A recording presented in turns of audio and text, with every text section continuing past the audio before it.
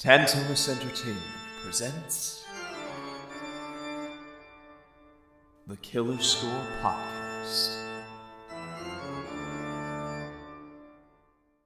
Hey everyone, welcome to the newest episode of Killer Score, our inaugural episode for our special event month anime.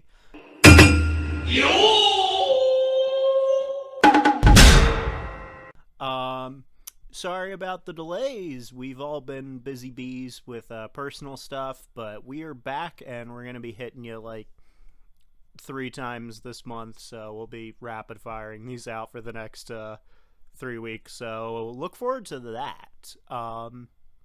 Yeah, as always, this is Killer Score, the podcast where we talk about cult classic films with fantastic soundtracks, their composers, and just ramble about them and why we think you should watch them. I, of course, am your host, Daulton Morrison, and you can find me on various platforms as Sick Jacket Man, content coming soon to my YouTube page. I'm going to pass it down the line. Hi, I'm Erin Murray, co-host here at Killer Score. You can find me online at, what is it, hold it long I can hold this out for, okay, never mind. You can find me at Naira Murray on Instagram and Twitter. You can also find my business over at witchandcrafts.com, facebook.com/witchandcrafts, and we have a new Instagram, witchandcrafts.nj, so head over to Instagram to check that out, and we have a TikTok. We got a lot of platforms going. To cut or not to cut, that is the question. Shut up. And on that note, my name's Richard Eckert, bringing you Richard's Rad Voices on my YouTube channel with my collective known as Tantalus Entertainment, and also my dear friends at Royal Flush Productions and RB Comics. You can look for those sorts of things and more under all of our YouTube channels, specifically mine, Richard Eckert, and on my Twitter at Richard F. Eckert. Rich F. Eckert. No, Richard, just Rich F. Eckert. I'm good at memorizing my own profiles is the message of today. Hey, so am I. That said, I do believe that in keeping with anime, winks. Yep. We have all picked a movie far in advance, but due to the rotation, it falls back to our resident crafter, Erin. Yes, so the first inductee of anime, is another Makoto Shinkai film. Sorry, we love his work. You should definitely check him out if you haven't already. This is one of his earlier films. It's called 5 centimeters per second. And when I say earlier, I mean this came out way before Garden of Words and Your Name. Let me see what year it came out. It came out in 2000... Where the hell is it on the box? I don't see it. I can't read. Let me They're always supposed to... It might be on this part of the box. Yeah, this was one of his earlier works, though. It was 2009 at the earliest. I know that much. I mean, not at the earliest, at the latest. Yeah, I love the fact that despite, covering his stuff before, we still have not reached any of his Radwimps work. So that's kind of funny. 2007, by the way. Okay. 2007, thank you. So, this is... I have a story for this movie, but before we get to that, 5 centimeters per second is one of those, like, teenage kind of romance movies. Not like in a teen drama kind of way, because no. But it's a very cute, it's a very good movie. It's actually a really good movie. It's as we mentioned, it's one of his earlier works. And if you know anything about Makoto Shinkai, one of the things that he hates being called is the next Miyazaki, because he also mentions in a lot of his interviews that he's like, I'm not trying to be the next Miyazaki. We do completely different styles, so on and so forth. But the box says hailed as the next Miyazaki about 4 times on the box. But anyway, so here is my story of this movie. And Richie, you're going to cringe when you hear this. You know what? I accept your challenge. Do you guys remember, back in the early days of YouTube, a little thing called anime music videos? Of course. Yeah. I like how you act like that's not a thing anymore. It still is. Yeah. I mean, it still is. It's just harder to do with copyright and all. Oh, I love where this is going. Please, continue. So when I was in high school and first getting like back into anime after not watching it for about 10 years or so, like for context, the last anime I saw before high school was Sailor Moon and Pokemon Indigo League, which tells you how long ago that was.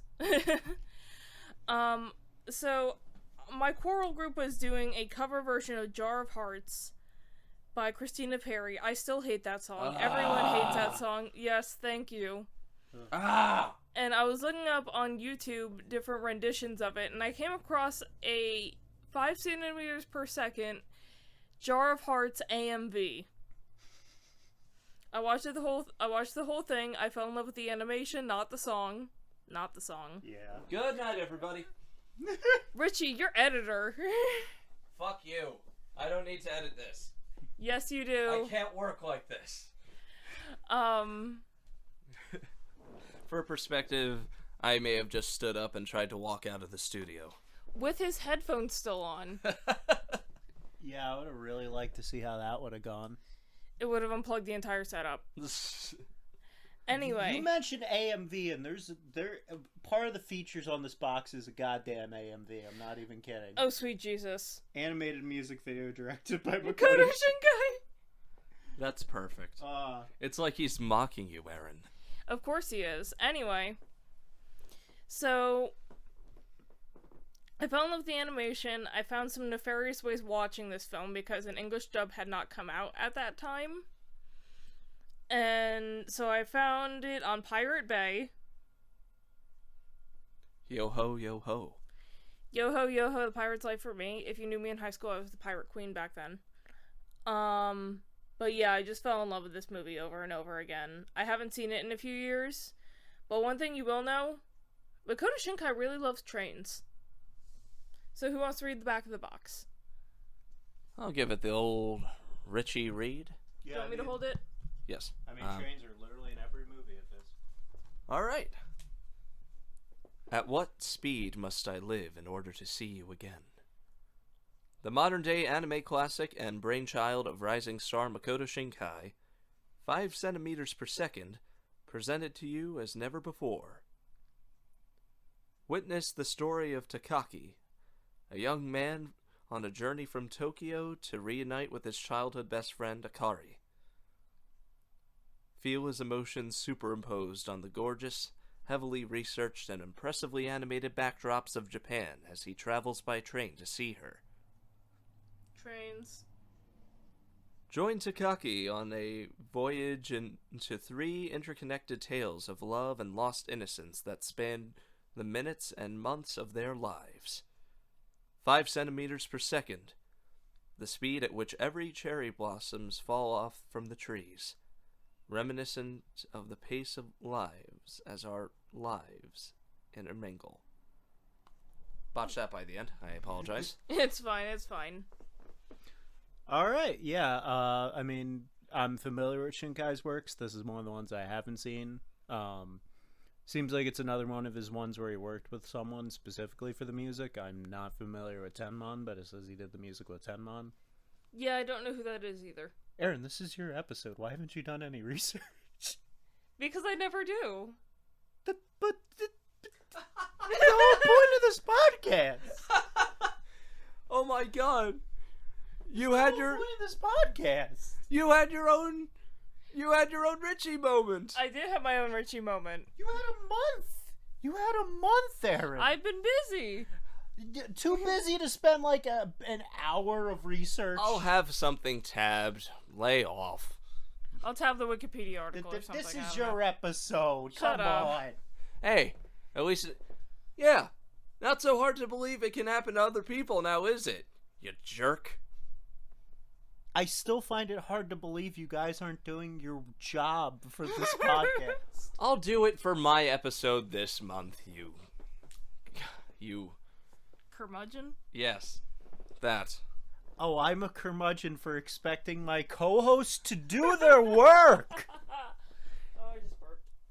In other words, Daulton and Erin are getting a divorce. Shut up. Callbacks. I'm This is baffled. Walker. I'm baffled. Flummox, Stephen. Hey, I missed you guys. Missed you too. Missed you too. Alright, so I guess we're gonna get into our screening unless you got something else to say. No, I don't. Alright. Alright, let us begin this now.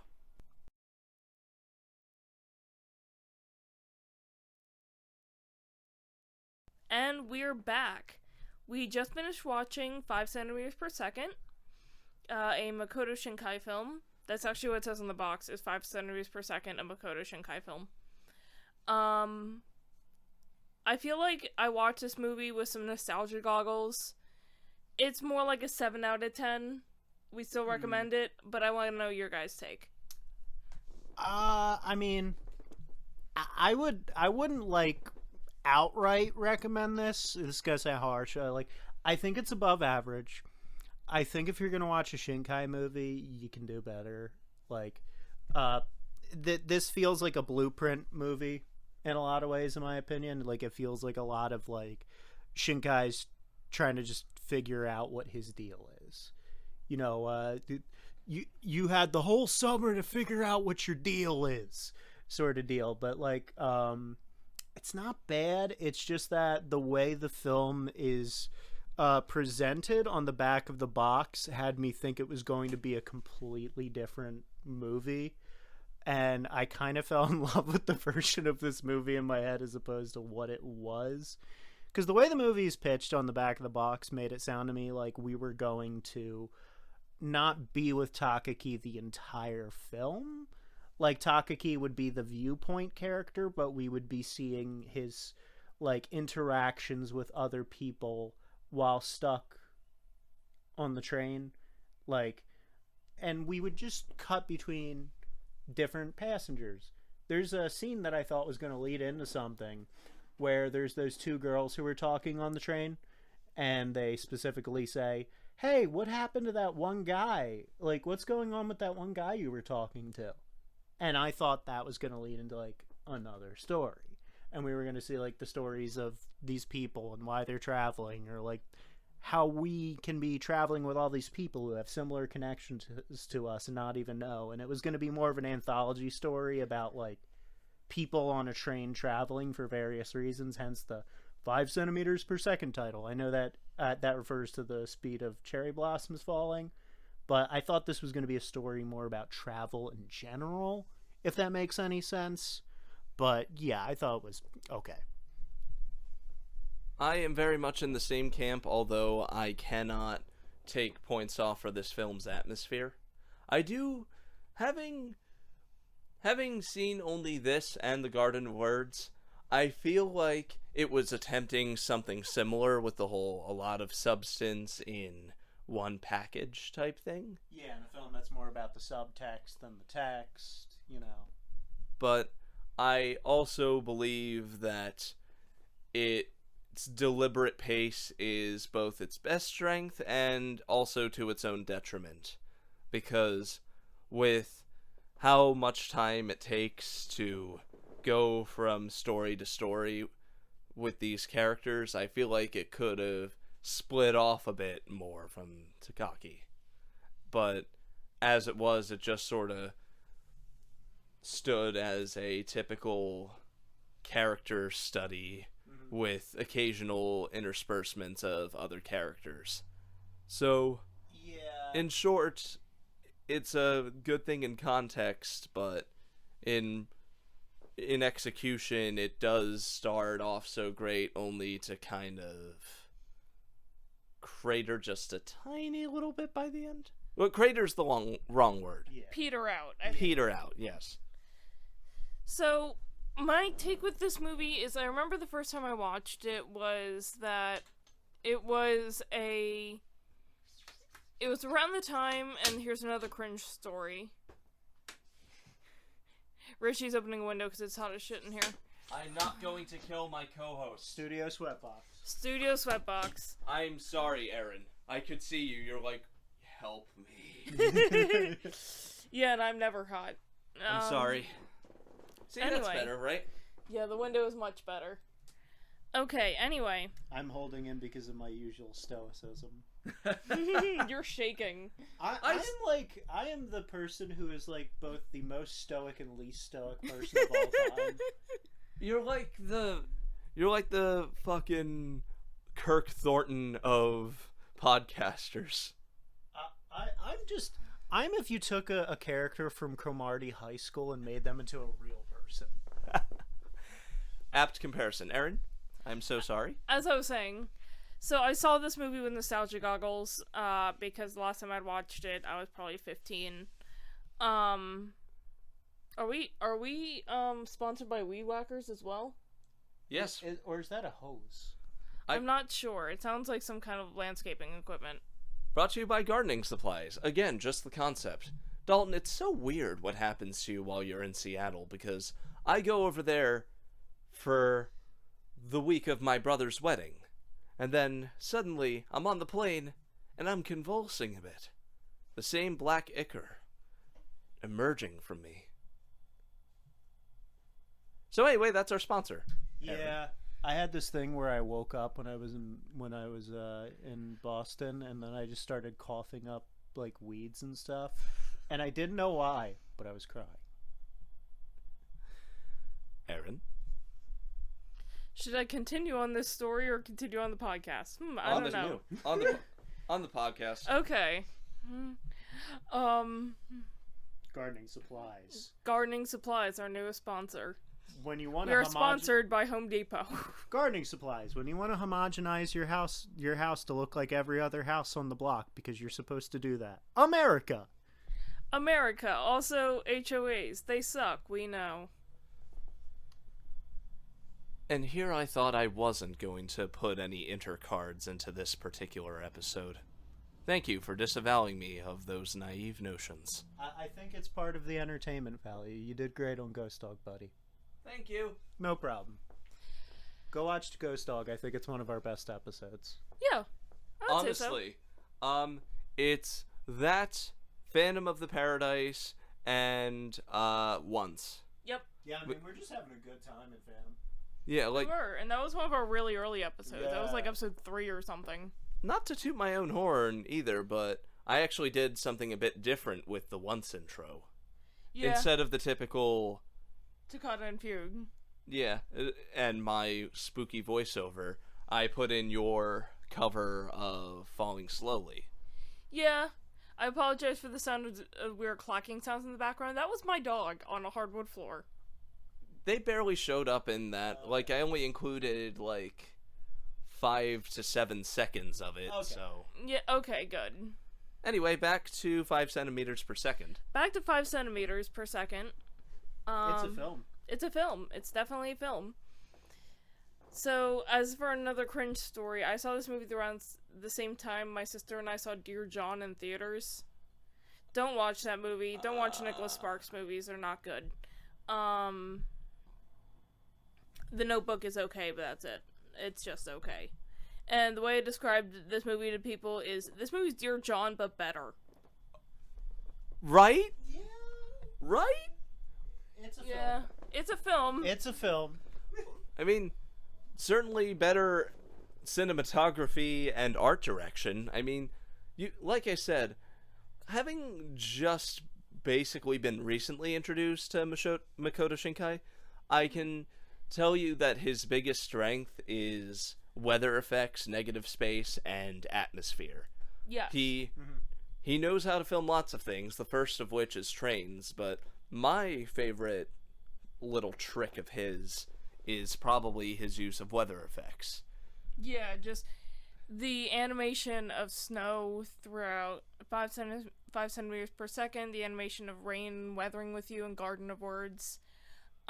They're just so fantastic and beautifully animated. And one thing I do think makes this movie unique, at least from what I've seen of his work so far, is his approach to character designs, which takes a somewhat sketchy outline approach to its characters. Like, Dalton, did you notice that? Of how... Yeah, I think it's more this film specifically because it's still an earlier work of his. Yeah, I think out of all of his films, I think this was like his 5th. It was one of the earlier ones. It was one of the earlier ones because he had done short films before this. Yeah, the character designs do become a bit more detailed later down the line, especially once you reach Weathering with You. He's really... Oh, yeah, and Your Name. He's gotten really good with more detailed character design. The line work, I think, is to this movie's benefit, though, because it is a more low-key slice of life story about high schoolers. It makes sense that the outlines are a bit on the lighter end of things. Yeah, I honestly, while the reason I was like kind of staring off into the void while you guys were talking right there was like my brain was like finally like to take from the sadly not very good adaptations of Stephen Moffat of Sherlock. I was in my mind palace and I finally figured out, pieced together the puzzle of why this film wasn't working for me. Oh, yeah? It, unlike Shinkai's other works, it doesn't know how to let moments breathe. Oh, yeah. I can see that, yeah, because there's like narration in every single I was gonna scene. say... So much narration in this film. Honestly, Erin, if you allow me to be a little blunter than I usually am, Go right ahead. I was kind of trying to be quiet, but in my head I was thinking, this narration is kind of choking me a little bit. Like, it also felt a little too purple prose, in my opinion. Yeah. It reaches, like, Kojima levels at points. It has its moments where it actually does work, like, time seems to be time seems to have bad intentions. Evil intention. Yeah. And honestly, I didn't like that line very much, because I'm like, no, it's the weather? Time has nothing to do with this? Passing of seasons, though. Yeah, but, maybe it could have used another rewrite. yeah, the dialogue feels a little too maudlin. Like, early on, there's, like, a line where I'm like, that sounds like a Max Payne line. Like, I'm just missing the Sam Lake narration of, you know, the city was caked in snow, but soaking with the sin of the city. You know, it's like... And I'm just like, you sound like Max Payne right now, dude. I wonder if I wouldn't have a copyright claim stuck up my ass if I put Cosmos from Cowboy Bebop in the middle of that thing right there. Honestly, you would probably be safer using the Max Payne piano there. Sam Lake's a cool guy. I'll try and do that for, I'll try and do something for that in post. Okay. But, like, this movie doesn't know how to let it breathe. Like, Garden of Words has so much silent moments, and so does Your Name and Weathering with You, which makes, like, the sudden bursts of, like, music or sound much more impactful.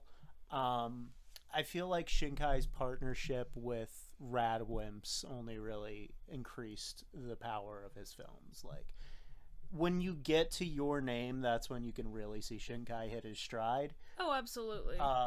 He definitely has strengths in these earlier films, but, like, this feels like Garden of Words, but weaker in a lot of ways. Yeah. Like, it kind of, like, meanders for a while. Dub's a little on the uneven side, too. Yeah, because I watched the original Japanese sub version when last time I watched this, which was on Pirate Bay. Problem here is, like, not to sound rude to everyone else, but, like, Johnny Youngbosch is putting so much more into this material than everyone else is. Yeah. Everyone's alright. Yeah, the only other really standout performance is, like, Kara Buckland. As, Kanai. She's good, but, like, it feels like JYB is the only one really trying to work with the material. Everyone else just feels like they're just kind of going with it. Yeah. And if I can have an aside for a moment, it's time for another Richie rant, if you don't mind. Which I was surprised by, to be honest, because like Bang Zoom like puts out phenomenal dubbing work, Always. and I was just like, this was a Bang Zoom.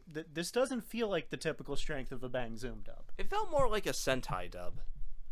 I don't even know if I go that far. I wouldn't go that far. Because Sentai, because like I actually like some of Sentai film works and stuff. Sentai's good, but they tend to have some really uneven dubs. That's what I meant. Fair enough. I mean, but like, Sentai's got some phenomenal dubs. I'm pretty sure they did the dub for Gridman, which is really good. Yeah, they did. And didn't they also do the Pop Team dub? I thought that was Funimation. You sure? Yeah, it was. I thought that was fun. Oh yeah, because they used a ton of DBZ voice actors for that. Chris Sabat, Sean Schemmel, Eric John- Stewart. Yep. And Johnny Young Bosch was in that one too. Yeah. Oh wait, is Eric Stewart? Eric Stewart's Trunks, right? Yes. Yes. And he's also Kaiba. Yes. Yeah. Yeah. That's range right there, Eric Stewart. How Kaiba and Trunks? That's like polar opposites. So, Richie rant time. I am so sick to death of hearing, oh, Johnny Young Bosch gets so overexposed in this industry. It's because he's fucking good, you guys. And also watch better anime, and then you'll see how good of an actor Johnny Young Bosch is. Because if people are like, Johnny Young Bosch is the only anime you've watched Fairy Tail. Or Bleach. Yeah. And to be honest, he's still really good as Ichigo. Yeah, like It's just that Bleach is like very uneven. I have a story to tell about that, by the way. You familiar with a little web series called Death Battle? Yes. Mixed bag of a show. Sometimes I agree with their conclusions, sometimes I do not. But Yeah. like Captain America versus Batman, it's like they said Batman would win. I'm like, I don't know. Link versus Cloud. Anyway, so It doesn't help they cheated for that. Because they were just like, oh, it's just Link. It's yeah, but which version of Link? Oh, it's Link. So they just gave him like his entire arsenal from like across the Zelda series. they remade that actually, though. Oh, They made a remake, and guess who won in the remake? Actually, Cloud? yes. Yeah, because I was about to say Cloud has materia, and they didn't even take that into account in the original version. Erin, I apologize. This has turned into a who would win thing now. But real quick, I just wanted to say they did Naruto versus Ichigo, and Johnny Young Bosch did a really cool thing where he came back to be Ichigo. Okay. And here's the funny thing. In the credits and the YouTube description, here's what they did. What? Ichigo voiced by Adam Park. And if you... Oh, it gets better. If you click on the link beneath the Adam Park credit, it goes to the Wikipedia for frogs. Oh, my childhood is so happy right now. It's a Power Rangers joke. Gotcha. It's like, talk about leaning into a meme, and that just brings me to the point about Johnny Young Bosch. He's good, and He's a nice guy. He's a cool guy. He doesn't even cringe when people mention his time on Power Rangers or anything. like he knows how to take a joke. And the thing is, too, first off, Vash the Stampede will always be his best performance in my book. Fair enough. And one thing I was gonna say, I'll say it. He was a good Jonathan Joestar too. I was about to say, fuck the haters. He killed it as Jonathan. Like, the accent is cheesy, but it fits. Yeah, because part one is cheesy. Part one is the cheesiest part of JoJo. It's so early shown. It's so like early '80s shonen. It hurts. Even Speedwagon is afraid. But yeah, Johnny Young Bosch deserves to be the mainstay guy that he is because he's got range. He's done a lot of good work as standing as an example of Asian American actors in anime. Anyone who says he's a bad voice actor, I beg of you, look up Nero's cutscenes for Devil May Cry 4 and 5. In my opinion, that's his best performance, is Nero. Oh yeah, that part where he's slamming a hole into the floor because he's so terrified of what's happening to Kiri. He's like, ah! And Or just like his vocal evolution between 4 and 5, and like just like how awesome his whole performance in 5 is. I'm not going to talk about that because that'd be spoilers for Devil May Cry 5, but he does good in this too, because he also proves, just in case you doubted he could do more nuanced or low-key characters. Yeah, he plays his character. He plays Takaki at every age of his life, and like he does well in all of them. The only one he was kind of weak of was like childhood Takaki. That's because he can't really do a kid voice. That's always tougher though. Yeah, but like I just feel like they probably should just been like, hey hey Barb, you free? We know you do Barbara young Goodson. Yeah, Barbara Goodson. We know you do young boy voice as well. Can you just pop into the studio for 5 minutes? Because there's barely any of young Takagi in it. Someone get Daulton a casting director job. Anyway, I was gonna ask you, Erin, having seen the sub, what did you think of his performance in this? I thought it was okay. I mean, I think he did a good performance. John Youngbosch as I said, I think he did a good performance. For the other voice actors, prefer the sub. Yeah. Fair. I'm not a sub purist guy by any means. I mean, I'm a fucking voice actor, what do you expect? But sometimes you can tell that it benefits from the original a whole lot more. Hey, I don't know. I thought Tony. This is gonna sound funny, but I'm not even. This is a joke, but also not a joke. I thought Tony Oliver was really good as the train station announcer. Yeah, he was. He sounded like very on point for a train station announcer. You know, I'm just thinking about every time we've been on like Patco or NJ Transit trains, and you have no idea what the fuck they're saying. Yeah. Like next station. But let's not compare the excellent Japanese transit system to the terrible American transit system. To the ones in New Jersey. Sorry, I didn't understand. Killer Score is now haunted.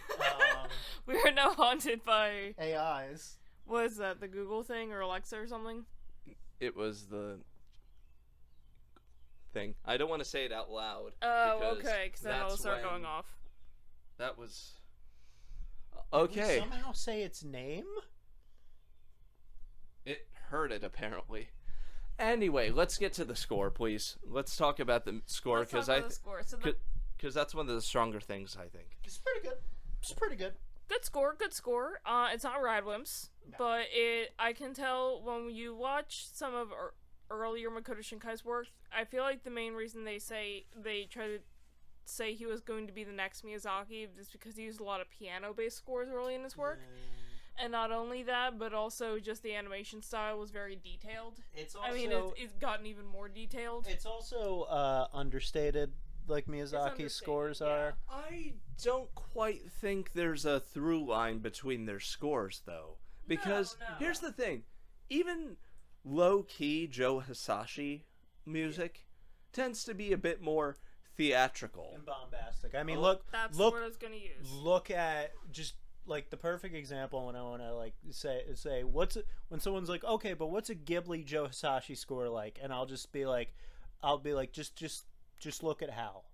Howl is like the Howl's Moving Castle. Howl's Moving Castle is like the what I would present it for Joe Hisashi score. And it's interesting because that's kind of different from his usual score work. In the way that it's very Western based when it comes to the classical composition, because he does a lot of influence from romantic pianists, things like Chopin, Debussy, and that kind of thing. I could hear that. Yeah. In the Howl's Moving Castle score. While if you look at other scores like say Spirited Away or Princess Mononoke, those scores are more. I don't want to use the term Japanese sounding. Eastern. More Eastern. Thank you. Yeah. Which works because both of those movies are heavily Japanese, you know. Or heavily Japanese, yeah. So that well, this score is more minimalist in its writing as compared to Joe Hisashi. Yeah. In a good way, because I'll tell you what my favorite piece was. I don't know the name of it, but the end of the second episode with Kanai.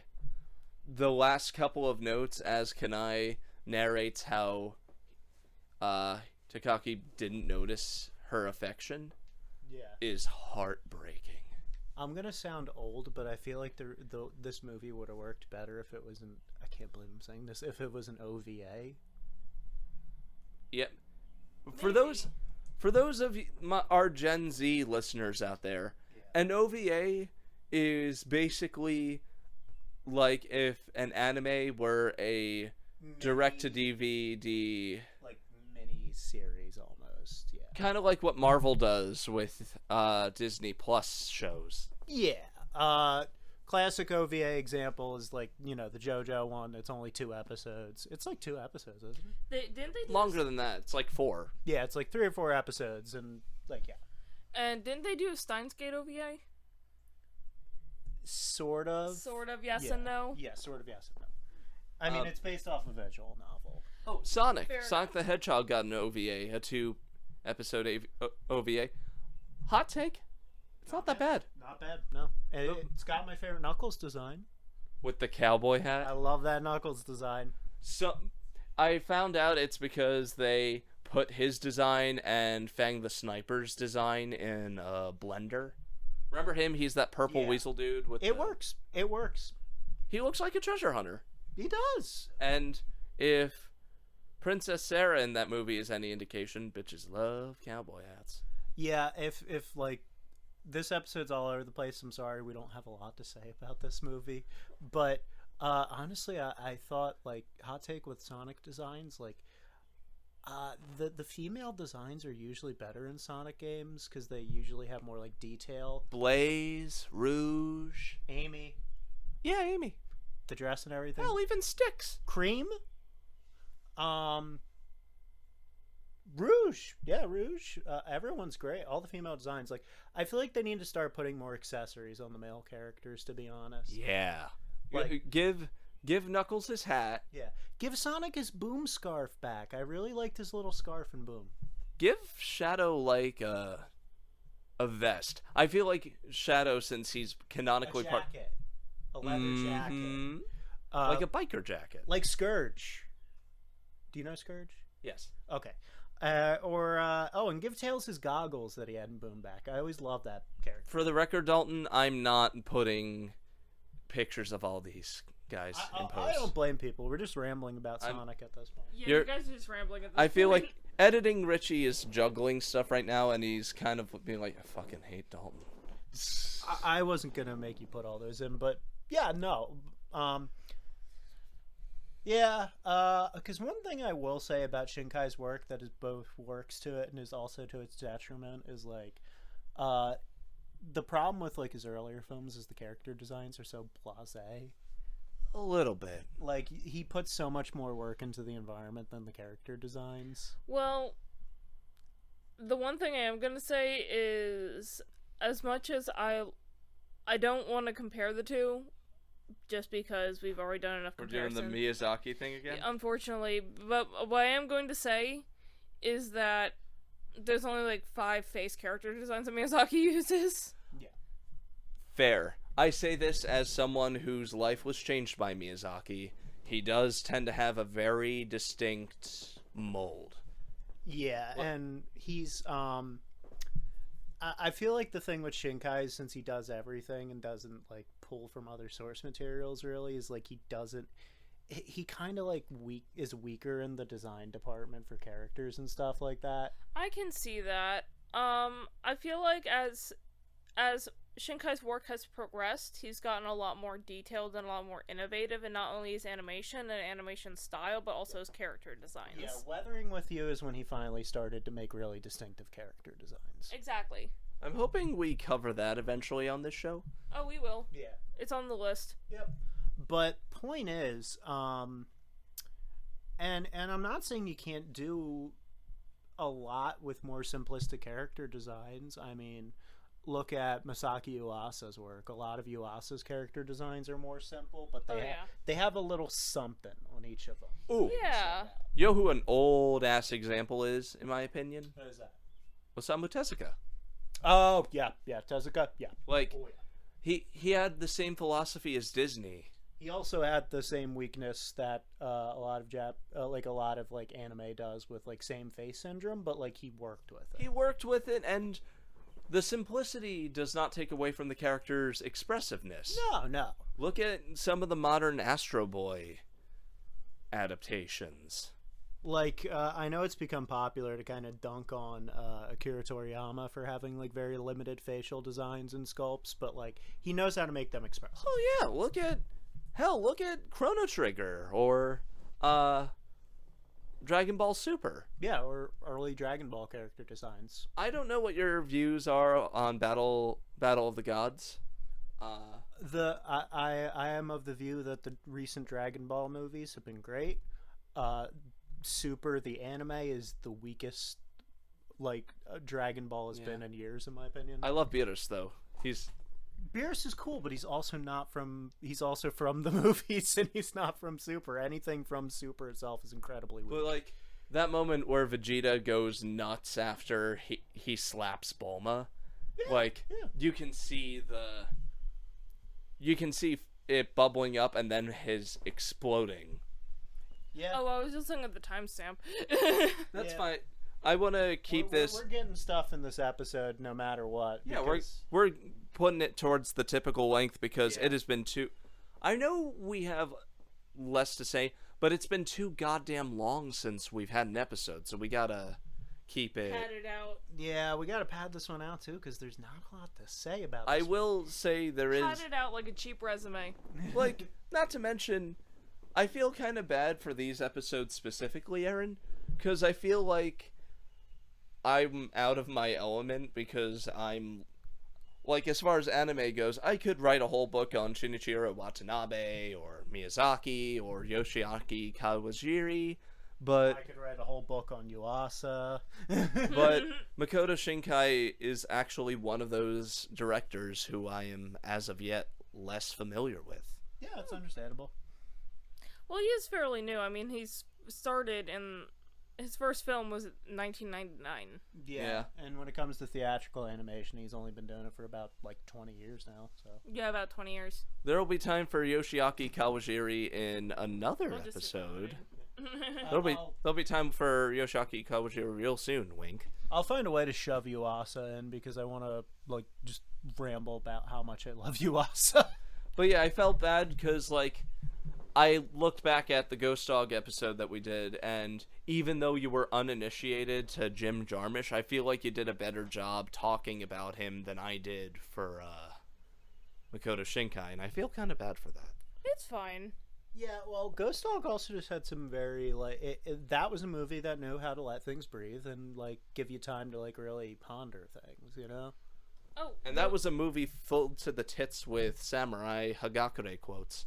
there was one thing I did want to mention about this movie. The reason it was so hard to find for the longest time is it was only distributed in the US for 4 months when it was first released in English. Who does that? Well, apparently the studio that originally released it, ADV I think it was called. Oh, yeah, they were in big... They don't even exist anymore. They don't. They were in big financial trouble for The a while. closest they have come to existing now is through Sentai. Yeah, because a lot of the ADV dub actors moved over to Sentai. Let's see, you got Jessica Boone, Tiffany Grant, Spike Spencer, Brett Weaver. Yeah, and, like, maybe that's why I have, like, a soft spot for Sentai dubs, because Sentai usually gets, like, some... They get the old boys in. And calling back, you know who else they did? You know what else they did? What? Sentai? They did the Garden of Words. Oh, and, you know, Sentai's had some really strong releases. They did the, they were the first company to release Legend of the Galactic Heroes in English on physical discs. And Chevalier, whatever that... I forget the full title, but they did that Chevalier anime. They also handled the distribution. Not sure about the dubbing, but if they did a phenomenal job. They also handled the distribution of one of my personal favorite sports anime of all time, Run with the Wind. Oh, yeah. Yeah. I think they did. Yeah, they did. Oh, I know they did the distribution for, like, the physical. I think they did the dub too. Yeah, and that show is phenomenal. I need to watch more of that, because It's really good. I only watched, like, the first 2 episodes, and I was like, oh, this is really good, and then I got distracted by some other anime. I'm just gonna warn you, this might be the most haphazard editing job I ever do for the YouTube version. That's fine. That's fine. Well, Because it's fine for us, it's not fine for you. Yeah. You're welcome. You just put like so much. You just gave him points of psychic damage there. Why Yeah. would you do that? You know what? I'll just take this as revenge for the last third of Explorers. Fair. Fair. So, yeah, I guess overall, it's okay. I'm just more in love with the version of this film I made in my head. I feel like if someone hasn't made a movie like that, I feel like someone should make a movie like that, because honestly, the movie idea I came up with in my head, I think is like really good, and I would really watch it. I mean, you and I are already working on screenplays, so... True, because like I'm a big sucker for like anthology stories that are just like people like telling stories to like pass the time and stuff. Ooh. Here's that's the thing. Bringing it back to Jim Jarmusch, I inevitably want to bring it to Coffee and Cigarettes once we cover that movie, because I've heard great things. I haven't seen it, so yeah. it's literally just art house slice of life movie where the thread between all the segments is coffee and cigarettes. Huh. And to that's very wow, that's like a very Murakami, because Yeah. Murakami has a book, has a short story book called Men Without Women, and that's the running thread of all the stories. It's all about men who are without a woman in some way. I feel like we are all going to have our creators that we bring in as a main subject of ours. Shinichiro Watanabe and Jim Jarmusch will probably be my go-tos. Yeah, I feel like I bring up Yuasa a lot on You this. do. And you obviously have Makoto Shinkai. Yeah. This is the second one we've done. I also bring up David Lynch a lot. You do. And I feel like Michael Mann is one of mine. Yeah, that's fair. That's fair. But something I'll say about this movie in its favor is, as Daulton said, you can very clearly see the foundation being laid for Your Name and Weathering with You from an artistic direction standpoint. The themes of reuniting with someone after being separated. The themes of lost youth. And also just the use of the weather animation that's just a standpoint in all of his films. Yeah, and weather to represent emotions. Exactly. Like, you can feel the warmth of summer through the characters and the cold loneliness of that snowy afternoon. Yeah. Overall, like I said, it's a solid, decent film. It doesn't run on too long, even if it does feel like it meanders. I kind of feel like I got spoiled rotten by Garden of Words, to be honest. Yeah. Because that was a roller coaster in spite of its length. And also, it had kind of a better dub, let's be honest. It did. It did. If we're gonna bring up roller coasters, that's funny because like that's what I was thinking about on this movie. Was it feels like a roller coaster that starts off super strong and then you're just like, oh. In other words, You know it's... what it is? What? It's King Ka at Six Flags. Don't you shit talk King Ka, woman. King Ka has a very deliberate pace. It's like you spend like the first minute going up and then it's over. And that minute that you're there is amazing. It's all a build up. I prefer Nitro, Batman, Superman. Let's get ready to Jersey Devil. rumble! Jersey Devil is my favorite. Okay, but you never even rode King Ka. Yeah, I did. You drive me on to King Ka. Yeah, and King Ka. Okay, but King Ka is like a very deliberate, like thrill a minute thing. I understand. It's not. We're arguing about roller coasters at Six Flags. We're Great roller Adventure. coaster nerds. You have to bear with us occasionally. Point is, I got a soft spot for it. Pad that length. But yeah, We're at 49 minutes. We gotta keep going then. this is like one of those. This is just like one of those roller coasters that doesn't know what it wants to be, man. We'll do it live! Fuck it! We are not bringing a microphone onto a roller coaster. We're doing this live! Fucking movie sucks! Just kidding, I like it. It'll be like that time. The guys from the Giant Bomb podcast tried to play Super Mario on a roller coaster. Meh. Erin was looking at me angrily. I was joking. I know. So was I. I mean, I should be madder at you for ruining the surprise of From Dusk Till Dawn, because I was gonna take you on a ride with that one. I've only seen the second half of that movie. Great. The ending of this film kind of felt like the critique that the whitest kids you know give themselves, which is, we don't know how to edit sketches. Yeah. Because the movie, That's the end of this episode. the movie just kind of goes, okay, we're done, and it's like, what? Where's the resolution? Bringing it back to Miyazaki, and you know what it reminds me of, even though it's one of my favorite movies by him? What? Porco Rosso. Haven't seen it yet. I actually still haven't seen Porco Rosso. Hello, potential episode. We can't do that, though. Why? Oh, have you heard of this cult filmmaker? It's Miyazaki, dude. Tell me you have met someone who has seen Porco Rosso, though. A director can have underrated stuff. Yeah, but it feels like we're reaching with Miyazaki. Kinda, yeah. Not enough people have seen that movie in particular, though. Yeah, but it's still Miyazaki and Ghibli in general. Dalton. We're reaching with that. Dalton, I'm gonna let you finish, but eventually we gotta cover it because it has really weathered badass Michael Keaton. Okay, but still, dude. Isn't he playing Mussolini in that movie? No. Okay, good. No, he's like a pig man. He's the Pigman's title. a metaphor for Mussolini. No, he isn't. He. What are you talking about? No, he's a pilot, besides. Okay. He's not even.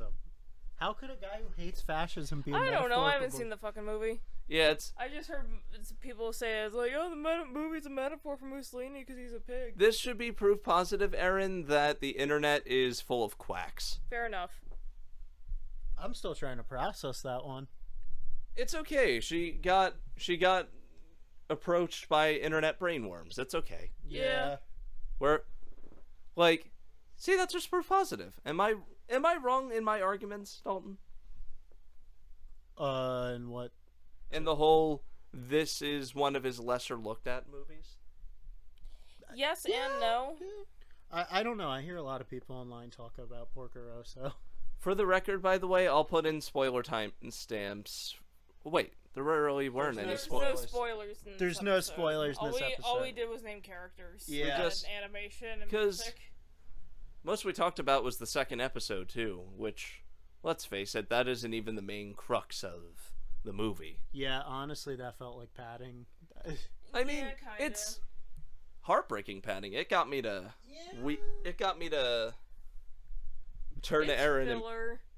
It's sad filler. Kara Buckland, though. I mean, I love Kara Buckland. we all love but, Kara like, Buckland. However, the second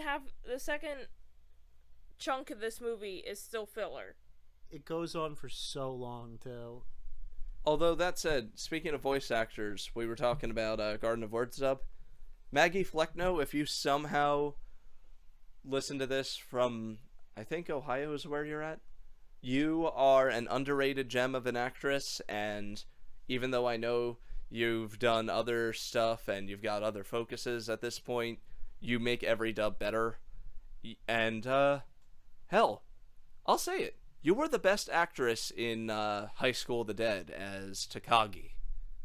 Yeah, I'll vouch for that. Like, she played such a bitch. Like, Oh, yeah. and, like, not to mention, you got... Erin, have you seen High School of the Dead? Nope, I just mouthed. I haven't seen it.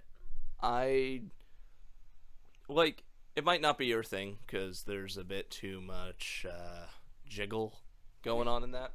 Why would I was to say, why would that not be my thing? I'm the gayest one here. Fair enough, but it's also kind of intrusive about it sometimes. A little bit. I was literally checking out a girl's ass at Wawa this morning. It's a cheesecake anime. It is, but there are some other things too. Like, I only think it's a slightly better than okay anime, but She's the best voice actress in that. Richie, you probably know because you're a nerd. The best voice actor is the guy who plays Hirano. kinda.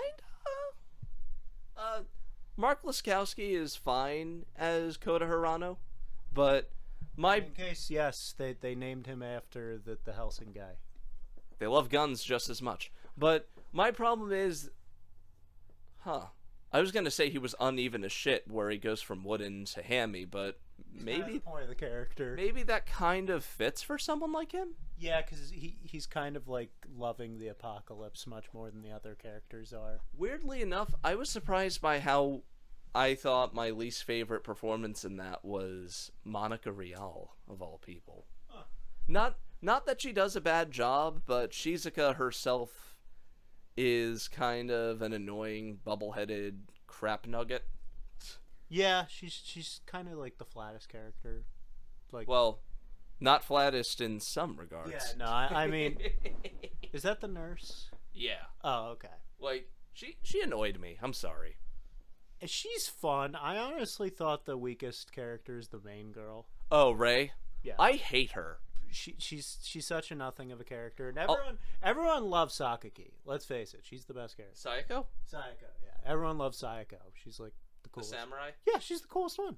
But yeah, like, Maggie Flecknoe did great in that because, Erin, the performance is so hilarious. That's the teacher from Garden Words. Oh. Maggie She plays Flecknoe. a perfect academic alpha bitch. And thanks to the direction by Stephen Foster, who is kind of a weird man, they do some weird stuff for the dub. Like, you got this pink-haired anime girl who sounds like she stepped right of the Glendale Galleria.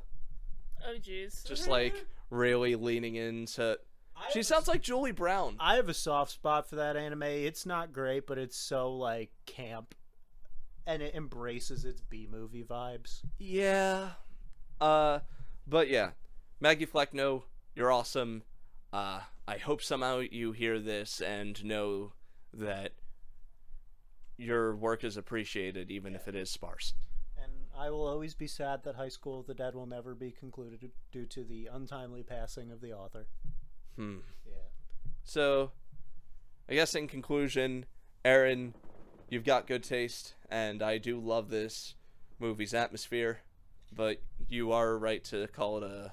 It's nostalgia goggles, and the plot and pacing and all that is kind of weak. The atmosphere, animation, fantastic. It has its flaws.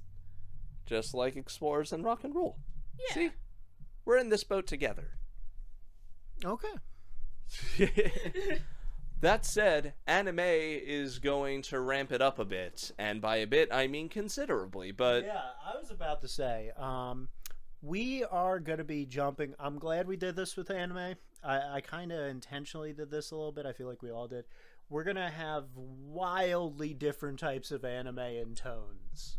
tones, art styles, aesthetics, eras, Yes. because these two have more recent stuff, Yes. Yes. while I reached back a bit further. But speaking of turning the dial up to 11, So, speaking of roller coasters, we are going to go into the movie that I think best replicates the experience of the greatest roller coasters you can ever ride. So, join us next time for the mad love child of F-Zero, Wacky Races, and Speed Racer. We're going to be kicking up into the dials. We're going to be breaking our speedometers. We're going to hit the red line. tune in next week or a week after on Killer Score.